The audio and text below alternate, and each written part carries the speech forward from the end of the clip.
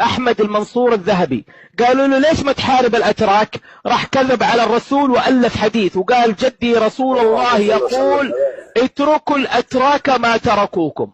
هذه أول كذبة، ونفذ من الحرب. هذا الجبان الكبير، هذا رقم واحد. تمام.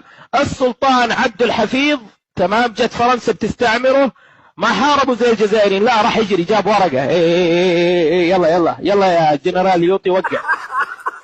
قسم بالله العظيم وقع. البند الثاني يعاون الاستعمار على استعمار شمال افريقيا.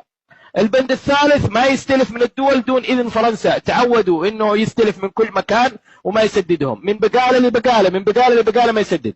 البند الثالث ما يفتح فمه بكلمه الا باذن فرنسا. البند الرابع ما يتعامل مع اي دوله الا باذن فرنسا. تسميه يا ابن الحلال اي تاريخ، اي تاريخ.